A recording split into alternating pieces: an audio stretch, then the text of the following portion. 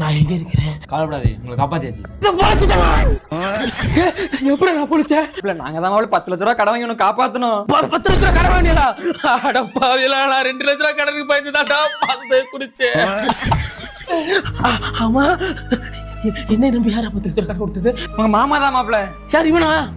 அடப்பாவி மனுஷா, முந்தா நாளே லோடு பணம் கேட்ட உங்ககிட்ட 2000 ரூபா கேட்டு வந்துடுறா. அதை நீ கொடுத்துருந்தா இன்னைக்கு நான் அந்த மாதிரி மருந்து குடிச்சிருப்பானா? இல்ல மாப்பிள்ள, எங்க நீங்க போயிட்டீங்கன்னா நான் கொடுத்த 15000 ரூபா கொடுக்காமலே போயிடுவேன்னு தான் மேற்கொண்டு 10 லட்ச ரூபா போட்டு உங்களை காப்பாத்தினேன். 17,000 காப்பாத்த தெரிஞ்ச உனக்கு 10 லட்ச ரூபாயை இழந்துட்டியா? என்னம்மா என்னடி? நீங்க நல்லபடியா உடம்பு குணமாய் வந்துட்டா குடும்பத்தோட கார் எடுத்துட்டு குலதெய்வ கோயிலுக்கு வர்றதா வேண்டி இருக்குங்க. ஆண்டி, எந்த குலதெய்வம் இப்படி கார் எடுத்துட்டு வந்தாதான் அருளாக்கு தரேன்னு சொன்னிச்சு. ஆண்டி, காருக்கு வாடகை எவ்வளவு வரும் உனக்கு தெரியுமாடி? வேண்ட இருந்தா அப்படி நீயே போயிட்டு வந்து தொலை.